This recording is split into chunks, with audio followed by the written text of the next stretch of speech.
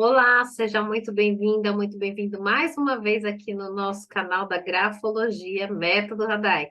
Aqui é o lugar onde você entende a personalidade, como as pessoas funcionam através dos seus gestos a escrever, é isso mesmo. Meu nome é Letícia Radaic, eu sou expert na escrita. E eu também trabalho como perita judicial, perita grafotécnica e sou terapeuta, escrevi um livro. E eu trago aqui hoje e mais um assunto interessante para contribuir com o teu dia a dia, com seus relacionamentos e também para você falar para as pessoas que na escrita é possível a gente identificar, sabe o quê? A personalidade das pessoas. Legal, né? Você já deve ter ouvido falar de testes de personalidade, mas na escrita eu vou te contar um segredo. Ali a gente mergulha dentro da pessoa, a gente consegue identificar como que é o inconsciente dela. Para eu te explicar hoje um pouquinho sobre como na escrita a gente vê a personalidade, vou te mostrar alguns exemplos de escrita também. Eu quero que você saiba, antes de tudo, que a personalidade é um composto. Ele vem com traços da nossa herança genética, e aí a gente não tem como mexer, mas ele também tem um grande componente de que daquilo que a gente vem como educação, né? Na nossa infância, as experiências que a gente viveu, e aí fica tudo isso impresso no nosso cérebro e passa para a escrita, porque a nossa letra, os gestos a escrever, nada mais é como se fosse um certo exame, sabe o exame do coração que aparece aqui do lado? Então, é mais ou menos assim que acontece também. Então, você já pode saber que na escrita de uma pessoa, ela não vai mentir para você. Não tem como. Por mais que ela queira, ela nem, não consegue manipular a quantidade de informações que são possíveis de ser identificadas e reveladas ali. Dito isso, eu quero também te explicar que a personalidade é um conjunto de muitos traços, né? E seria um absurdo eu chegar aqui num vídeo, né, tão pequeno e conseguir te explicar tudo. O que eu vou te mostrar aqui são algumas nuances que você pode identificar, mas para realmente uma orientação, desde orientação de carreira, desde ajudar você a poder se conhecer melhor, a ter relações melhores, ao escolher um colaborador para trabalhar com você na empresa, né? Ou para ser um sócio teu, é importante que você tenha mais conhecimento. Então, aqui é somente um insight para você ver até onde é possível a gente chegar e como que na escrita é possível ver a personalidade, tá ok? A personalidade, como eu te falei, é um conjunto de traços. Logo, a gente também está sob as forças das nossas emoções, tá? Sob as forças das nossas crenças, que é aquilo que a gente acredita que é verdade, que não é verdade. E todo esse composto, né, ele se traduz em comportamentos ou condutas. Na escrita, a gente também consegue identificar o caráter ou como a pessoa vai se posicionar com você no pequeno, médio e longo prazo, não porque é uma adivinhação, mas porque todos esses comportamentos já estão criados e estabelecidos na sua forma de ver a vida, de tomar atitudes, de escolher o que você escolhe, e tem um motivador, né, que são as nossas motivações mais profundas, tudo isso a gente vê na escrita. Então, fica muito amplo para você saber até onde você pode chegar, para que eu consiga explicar para os alunos. Eu criei uma metodologia, um passo a passo, para você entender primeiro o comecinho dessa história, que é o método Katai, né? Aí você vai entender como você analisa uma escrita, como identificar um traço que vai revelar um comportamento, e aí sim avançar para um pouco mais profundo, para você saber um pouco mais sobre quem é aquela pessoa que está na sua frente realmente pode, o que ela pode ofertar para você ou que não, ou de que maneira você vai conduzir, e até mesmo se conhecer, porque quando você entende a sua personalidade na escrita, você se conhece. Vou te mostrar, por exemplo, aqui, uma escrita de uma pessoa que você conhece, né? Eu gosto de colocar alguns exemplos conhecidos, os alunos já sabem disso, que é o exemplo da escrita da Suzane von Richthofen. A Suzane, ela é uma criminosa, matou os pais, e aqui a gente vê a escrita dela, né, logo aqui embaixo. Então, nesses traços, a gente identifica a personalidade dela. Então, aqui ela fala na televisão que ela está arrependida. Tudo isso aqui dá para a gente saber se realmente ela teve a intenção, como ela funciona, como a mente dela é, entende? E quais são as motivações que faz com que ela faz o que ela faz. Então, as coisas que ela fala não são coerentes com os movimentos que a gente vê aqui.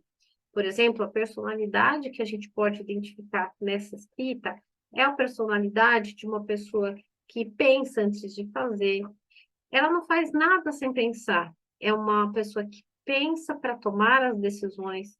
Então, quando ela fala assim, ah, foram os irmãos, foi o meu namorado, foi não sei quem que mandou eu fazer, não confere. Né? Existe uma fala muito diferente com os traços que estão aqui. Esses traços falam de um pensamento minucioso, detalhista, para fazer o que fazer e depois fazer outra coisa.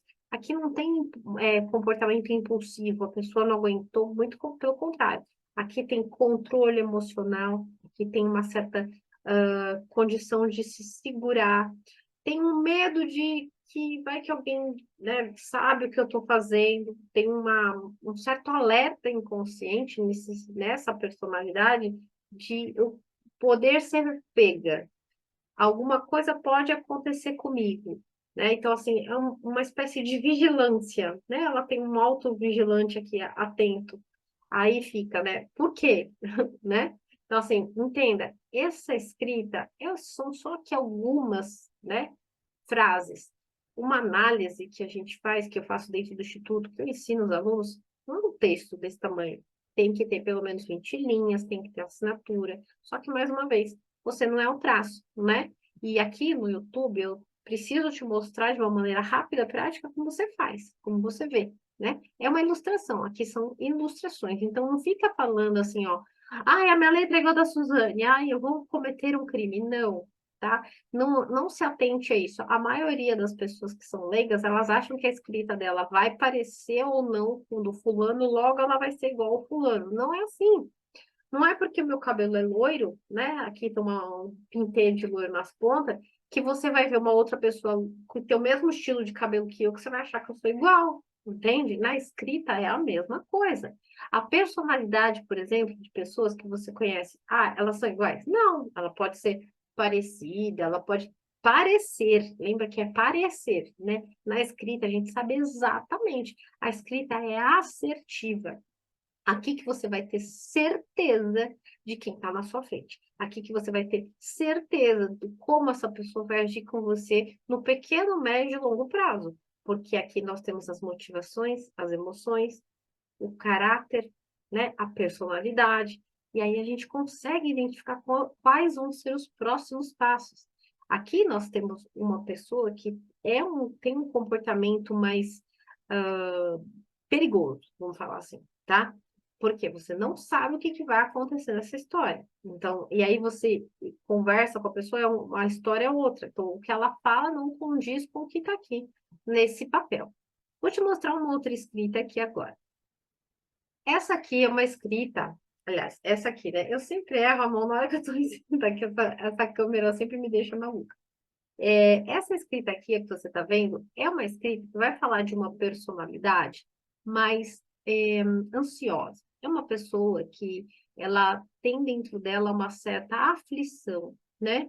E também um desejo muito grande de, ao mesmo tempo, estar com o outro, né? Ela é bem conectada, é uma pessoa super protetora, que gosta de proteger quem está ao redor. Ela também tem uma personalidade de se doar demais, de fazer muitas coisas pelos outros e esquecer de si mesma. Aqui a gente consegue também ver um certo ressentimento de coisas que aconteceram no passado, que ela ainda não consegue se esquecer. Então, assim, como terapeuta, eu diria para ela, se ela estivesse buscando um conhecimento para se desenvolver, olha, você precisa trabalhar as coisas que você ainda não esqueceu, né? Você carrega peso desnecessário, questões do passado que incluem a sua família, né? Que inclui, por exemplo, você vai resolver uma coisa, se tiver um problema com a sua mãe, se travou. Se tiver alguma coisa em relação, você não tem apoio do seu pai ou como fazer, você vai travar também. Então, existem dependências ainda emocionais do núcleo de origem. Então, é uma personalidade que acaba se tornando insegura, acaba se tornando dependente do outro, né? E com muito sentimento de, como fala aquela palavra, peraí que eu vou lembrar, a pessoa não esquece o que passou e fica voltando, né? Ressentimento. Com muito ressentimento. Então, ela fica achando que as pessoas deveriam dar algo para ela e ela não tem. Logo, ela não consegue acreditar em si.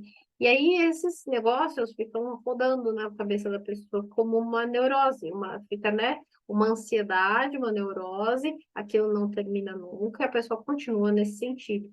Aí a pessoa tem dificuldade de dirigir, a pessoa tem dificuldade de.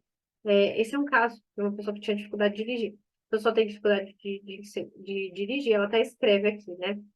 Ela tem dificuldade em estabelecer uma relação como mulher, né? Familiar, sendo, ou se ela é a mãe, ou se ela é uma esposa, ela fica muito dividida, porque ela ainda está no núcleo familiar de origem, ela ainda não conseguiu avançar. Eu também trabalho com a constelação familiar. Então, por exemplo, quando eu vou fazer uma constelação com os meus clientes, eu sempre faço uma análise antes, porque é muito assertivo. Eu não vou ficar aqui, por exemplo, se ela vier trabalhar comigo, esse é um problema que ela tinha. Ela queria aprender a dirigir, ela se sentia muito insegura. Não adianta eu ficar trabalhando a segurança com ela, porque ela já sabe que ela precisa, né, de segurança, óbvio, senão eu já tinha feito, né? Ela já tinha lido um livro e falado, agora eu estou me sentindo segura. O processo de você ajudar uma pessoa, você tem que saber onde ele começou, porque não tem como você mudar uma coisa se estiver em outro nível. Não é lendo um livro que você vai promover a reestruturação para essa pessoa. Ela precisa entender o que aconteceu com ela e, nesse mesmo nível, promover a mudança. Como faz isso? Através da escrita, através de outras terapias, mas você precisa ser assertiva, é pegar no lugar certo para fazer essa transição. Aí a transformação vai acontecer, entende? Por isso que a escrita vai te levar direto à personalidade, que é o que eu te falei, né? E aí ela vai reclamar que ela não consegue tomar decisões na vida dela, que ela se sente presa, ansiosa, está sempre emocionalmente muito instável, então ela perde a paciência com as pessoas, alguns momentos ela quer ficar perto de todo mundo, quer ajudar as pessoas e não consegue. É isso que ela vai reclamar. Então a personalidade aqui dela é: eu preciso estar à disposição dos outros. E eu me sinto a protetora, eu me sinto aquela que cuida dos outros, mas eu não consigo ter segurança em mim, entende? Então, é dessa forma que a gente vai conseguir identificar os comportamentos das pessoas. Veja aqui mais um exemplo de escrita. Veja aqui esse exemplo, mais um de escrita também. Esse aqui é um exemplo de um fotógrafo que eu peguei na internet, achei interessante, onde ele comenta e coloca aqui o diário dele, né? Um journal paper, sei lá eu como chamo isso aqui. E aí ele coloca algumas informações, isso me chamou bastante atenção, porque aqui já é um outro exemplo. Nessa personalidade, ele é alguém que gosta de espaços. Para ele tomar uma decisão, ele precisa de tempo. Ele não dá para você ficar. Se você é casada, por exemplo, com um marido, né? Que tem esse tipo de características de personalidade que se tornam evidentes aqui nessa escrita, se você ficar pressionando ele, aí que ele não vai fazer mesmo, tá? Se você tem um colaborador com esse perfil, também não adianta. Não é assim que essa pessoa vai corresponder. Ele precisa de tempo para ele refletir, depois tomar as atitudes. E aí ele sim vai dar um bom retorno em relação a isso, ele vai até superar as expectativas, mas se ele for pressionado, acabou. Tá? Ele precisa de vida mais livre, ele precisa de ter o tempo dele respeitado. Ao mesmo tempo, é uma pessoa que gosta de estar nos grupos, uma pessoa que gosta de estar se relacionando com as outras. Então, ele não vai ficar funcionando muito bem se a gente colocar ele uma pessoa para trabalhar sozinho. Ele gosta de gente, né? E ele também tem muito medo do que pode vir a acontecer.